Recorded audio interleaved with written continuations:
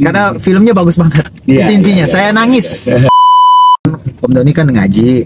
Pada saat lihat film dakwah ini, apa efeknya sama Om Doni? Selalu dalam setiap film-film yang itu bahaya sekali ketika seorang aktor membacakan surah dan salah, itu udah pasti yang disalahin aktornya. Sekarang kan demand artis kan terlalu banyak banget yang mau jadi aktor, banyak artis. Terus bagaimana cara supaya kita bisa tetap eksis di dunia film, sinetron? Terus kalau misalnya nggak ada job, ngapain gitu? Maaf ya Ustadz Reza Reni.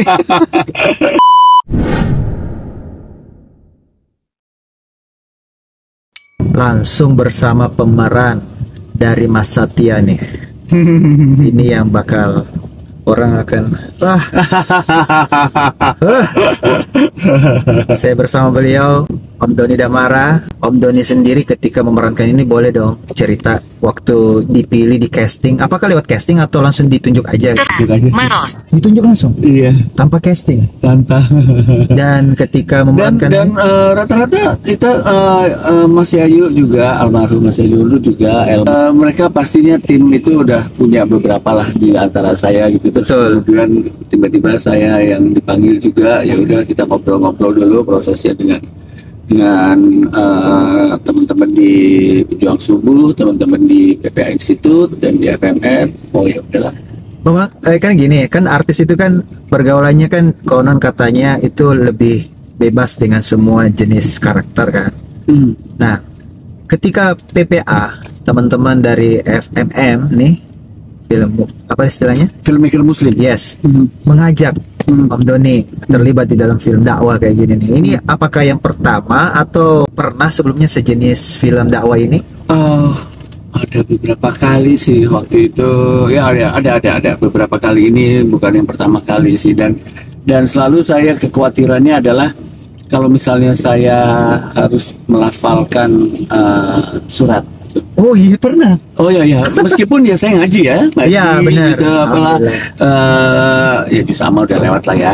Hatam kan bukan hanya sebagai hatam aja, cuma harus bener kan kalau kita mau baca satu ain pun lah gitu ya. Wow, Itu, makhrajul hurufnya iya, harus benar. harus tajwidnya, kholahnya itu harus bener. Jadi selalu ada kekhawatiran itu. Jadi kalau misalnya ada proyek film yang mengharuskan saya membacakan surah, saya selalu ingin, saya minta didampingin, takut salah. Masya Allah. Takut salah, bener takut salah, karena ini bahaya sekali ketika seorang aktor membacakan surah dan salah, itu udah pasti yang disalahin aktornya. Iya benar. Pasti. Kadang iya betul. Pasti. Padahal mungkin orang yang diperanin itu orang yang Iya. bagus tajwidnya. Iya. Tahu-tahu kita yang peranin ternyata nggak cocok. Iya, itu selalu kekhawatiran. Bebannya di situ. Bebannya itu. Wow. Bebannya itu.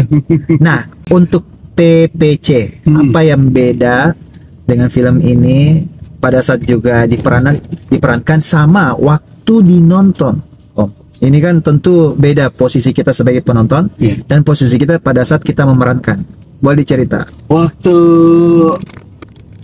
saya syuting, banyak beberapa adegan yang saya sendiri pada saat memerankan Pak Satya. Kalau Iya. yang belum tahu Satya itu siapa, dan saya beberapa Tanggal adegan 7. ketemu dengan Fatia atau siapa, harus tonton, jadi tahu ceritanya nih, latar belakang ini. Iya, iya. Ketika saya syuting, saya pun juga memang saya nggak ngerasa itu sebagai dunia, karena kita semuanya jadi lebur di situ. Benar. Jadi terbawa emosi, terbawa rasa gitu, yang ngalir aja seperti itu. Masya Allah. Itu pada saat itu. Tapi Waktu begitu memerankan- nonton, banyak sekali adegan-adegan yang menurut saya menyentuh. Terus kita, oh seperti ini ya, oh seperti ini ya rasanya, dicoba oleh Tuhan dengan caranya. Ya, Pada saat seperti sebuah scene yang tidak diperankan oleh Iya, iya. Doni, Iya, iya. pas saat melihat ternyata Iya, oh begini iya, keseluruhannya. iya, iya. Karena kan kalau cuma dibaca di skenario mungkin nggak ini kan. Iya. Pas dinonton keseluruhan baru terasa. Iya, betul. Wow, kok perubahan yang dirasakan. Doni. Kan Om Doni kan ngaji. Pada saat lihat film dakwah ini, apa efeknya sama Om Doni? Selalu dalam setiap film-film yang bernuansa religi terutama Islam ya. Ya. Selalu saya dapat tambahan ilmu baru. Selalu ada, there is always the first time. Oke. Dan buat saya bukan jadi berubah, artinya berubah tentunya selalu harus jadi lebih baik. Tapi nambah ilmu lagi, nambah ilmu. Waktu itu saya sempat kita bicara di luar film ini, saya sempat jadi ceritanya guru ngaji dan badut. Saya sebagai seorang guru ngaji, yang kita tahu guru ngaji penghasilannya dari mana sih? Betul. Kadang-kadang dikasih cuma hasil bumi, kadang-kadang, tapi untuk menambah penghasilan dia jadi badut. Betul. Jadi ada dua sisi yang berbeda ketika dia mengajar guru ngaji sebagai guru ngaji dan badut gitu loh. Wah itu lumayan, saya lumayan baca banyak tuh surah-surah tuh untuk mengajar ngaji ceritanya di situ. Dan tetap deg-degan. Tentu dong. Dan tetap deg-degan meski lu baca Iqra atau baca Alif Lam Mim, itu kan harus betul. Bener kan? Iya. Bener. Kadang-kadang orang Alif Lam Mim atau yang contoh lagi Wakina, sebenarnya Wakina. Wah, ya. Kadang kan? Orang nggak sesuai hafal yang benar. Malik Yaumidin itu, Malik Yaumidin. Gak semudah itu menjadi aktor ya. Ya, dan harus benar-benar. Alhamdulillah saya meskipun ya mungkin setiap orang ya pada saat kita dulu kecil sampai SMA begitu belajar ngaji, godaannya selalu ngantuk. Oh iya, betul. Godaannya selalu ngantuk. Itu kehidupan yang dimana kita punya tanggung jawab memerankan sebuah adegan yang memberikan dampak itu juga tentu ada bebannya juga. Nah, ketika biasa nih, ketika melihat orang kan begini, orang melihat di film bagus banget dengan peran yang dimainkan. Ketika orang melihat kita secara nyata real di kehidupan sehari-hari, nah, itu kadang kan ekspektasi seseorang kan biasa berubah.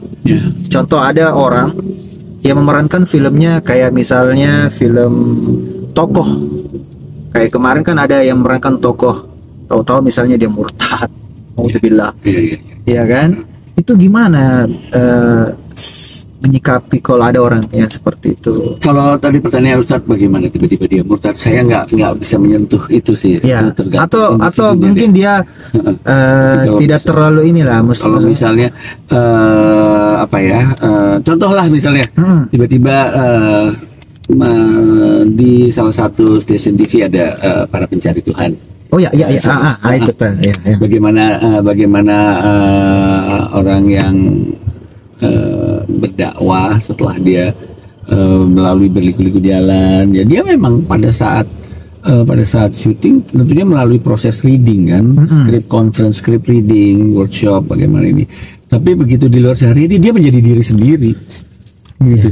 Nah itu yang menjadi berat bagi semua ya siapapun yang gampang dilihat itu kan kadang-kadang jadi public figure. Bahkan kita juga saat jadi pembicara juga kadang ketika kita gitu, di atas panggung kita punya karakter yang beda pada saat di bawah. Iya betul kan. Jadi itu yang harus yang kadang-kadang kita butuh me time gitu loh. Iya, ada me time. Iya. Masya Allah. Ini. Iya juga sih tantangannya juga. Iya. Belum lagi kayak film-film di luar negeri yang memerankan film bahkan sampai sosok sahabat Nabi. Oh iya. Itu kan ada katanya sampai yang ternyata bukan Muslim. Iya. Sampai merani pakai bahasa Arab. Iya. Tapi jujur saya gini, ketika saya nonton sebuah film dan menginspirasi, kalau saya ya, udah tahu teman-teman yang lain, saya menghindari cari tahu aktornya, karena saya harus tetap menjaga kekaguman saya terhadap peran yang dia mainkan. Iya betul. Karena kalau saya misalnya sampai follow Instagramnya, sampai saya follow mungkin maka kekaguman saya kepada pemeran. Ya, saya nggak mau. Saya mau seperti contoh filmnya Umar bin Khattab, 30 seri. 30 episode. Sampai sekarang saya tetap tidak mau cari tahu siapa pemerannya itu. Tapi begitu dia ada orang yang cerita bahwa ada salah satu dari pemerannya itu katanya bukan Muslim. Oh, saya nggak mau cari tahu siapa orangnya. Saya nggak mau cari tahu kehidupan aktor tersebut. Karena kalau Kita lihat. kapan saya cari tahu, Ya. ntar saya akan Yes. turun Iya. kekaguman saya Iya, terhadap betul. film tersebut. Jadi biarlah, tetap dia jadi pemeran ya. Pak. Ustaz tonton film Hamka? Ya, saya nonton. Iya. Saya tidak mau cari tahu tentang sosok dari pemeran utamanya. Yang nulis orang Buddha. Wow, Hebat nggak? Penulis skenario-nya orang Buddha. sampai segitu. Iya.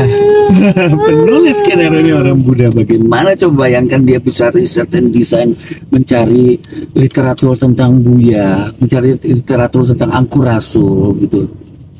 Sampai segitu Iya. ya. Penulisnya bukan Muslim, penulisnya orang agama ini. Hebat ya? Betul. Oh itu. Bayangkan kalau saya sampai cari tahu ke sedetail itu, mungkin saya akan hilang kekaguman nantinya. Jadi biarlah aja. Iya. Saya nonton HMK sampai dua volume Iya, kan. aduh, nanti ada kan. Saya, iya benar. Iya. Saya nggak. Tapi bayangin kita saya juga hebat penulis itu begitu riset yang mendalam gitu agama apapun menurut saya baik, tapi dia menulis cerita tentang Islam yang bukan Muslim, hebat. Iya ya. Ya, Aduh itu hebat. ini lika-liku dunia kehidupan dari perfilman. Tapi saya malah tetap mendukung untuk dunia dakwah itu ke visual audio. Ya, ya. Karena memang Karena salah satu yang paling mudah menurut saya seperti tadi yang kita ngobrol di depan, cara kita mensiarkan pada saat ini adalah melalui audiovisual. saya setuju. Iya, audiovisual di era teknologi ini udah paling benar deh. Dulu kan sempat zamannya radio kita mendengarkan dengan seksama. Benar. Gitu. Ini sekarang ada contoh, ada audionya. Dengan banyaknya juga channel, Nah, demand dari satu channel saja itu terbagi-bagi. Dulu kan ketika nonton kan cuma satu stasiun TV, akhirnya menjadi 3, lalu tiba-tiba jadi belasan, iya. lalu jadi puluhan. Iya. Sekarang channel bikin sendiri masing-masing. Channel bikin sendiri masing-masing. Dulu kita nonton film Al Kautsar itu cuma di bioskop. Ah, Nggak ada lagi tuh Mas.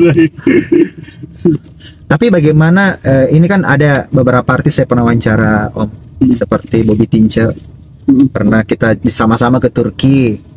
Saya tanya bagaimana cara menjaga eksistensi kita tetap sebagai public figure, menjadi seorang artis. Beliau sampai tobat, katanya nggak mau memerani lagi sebagai banci pas haji momennya. Wah itu terus bagaimana dong kalau misalnya ada job dan sebagainya, apakah jobnya harus lain kayak gitu? Saya tanya. Harus dibedain sebagai public figure atau sebagai aktor. Oh begitu. Iya. Kalau dia sebagai aktor, dia bekerjalah sebagai profesional aktor. Kalau dia sebagai public figure, ya dia akan sangat menjaga image-nya. Benar. Kalau sebagai aktor, ya bekerjalah secara profesional. Mau jadi apa gitu, selama dia nggak takut. Toh, yang tahu kita sebagai, katakanlah sebagai banci atau sebagai lesbian atau sebagai gay, yang tahu kan lingkungan dekat kita, peer group kita, institusi paling kecil kita yang tahu siapa? Keluarga. Iya. Masya Allah. Jadi itu sampai saya tanya juga bahwa sekarang kan demand artis kan terlalu banyak banget yang mau jadi aktor, banyak artis. Terus bagaimana cara supaya kita bisa tetap eksis di dunia film, sinetron. Terus kalau misalnya nggak ada job, ngapain gitu? Kita ngapain kira-kira?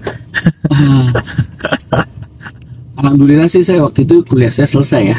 Alhamdulillah. Masya Allah. Iya, emang apa hubungannya dengan kuliah itu? Ya maksudnya sekarang zaman dulu, zaman IKJ gitu ya, zaman dulu ada IKJ seniman itu ya udah cuma di seniman aja gitu. Terus setelah itu begitu kalau di luar negeri makin lama dia usianya atau makin lama usianya makin dicari. Di Indonesia enggak.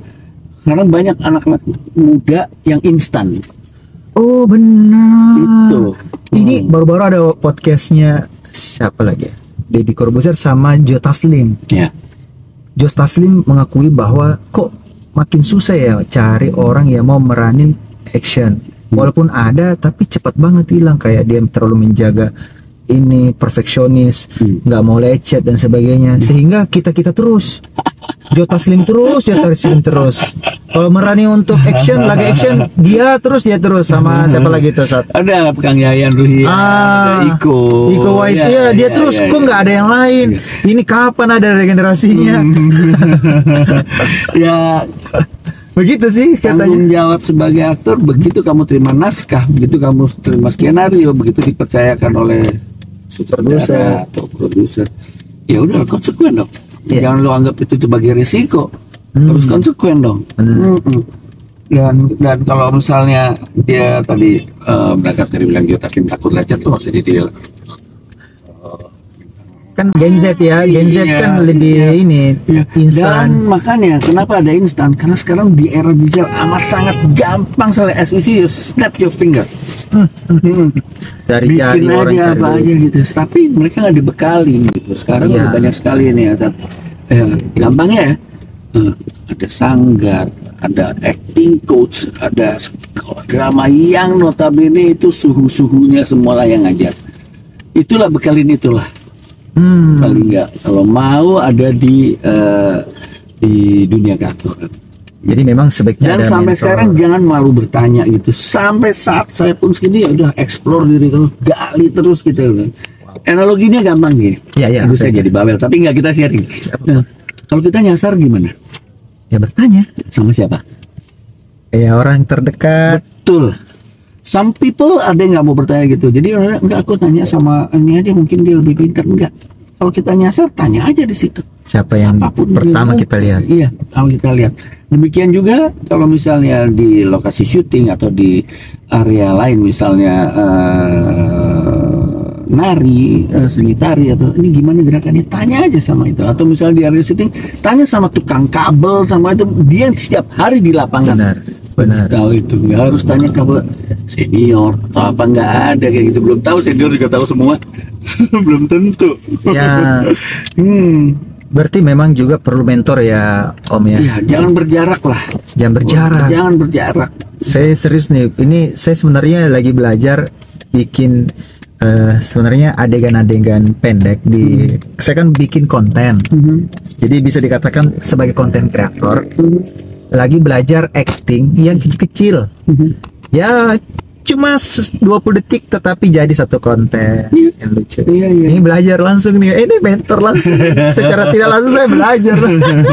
Saya harus mengucapkan banyak terima kasih kepada Om Doni. Ustadz saya juga sharing, bukan berarti saya tahu semuanya juga. Ini Ustadz juga banyak yang tahunya yang saya nggak tahu. Masya Allah, jujur ini ilmu mahal. Ini kalau di workshop kan nih mahal juga nih. Ini lebih mahal daripada PPA jadinya. Maaf ya Ustadz Reza Rendi. Ini Ustadz Reza Rendi nanti dengerin nih. Baik, kita sudah sampai teman-teman. Terima kasih banyak atas perhatiannya. Sampai ketemu. Assalamualaikum. Tanggal 7 Maret. Tanggal 7 Maret. Nonton PPC. Assalamualaikum warahmatullahi wabarakatuh.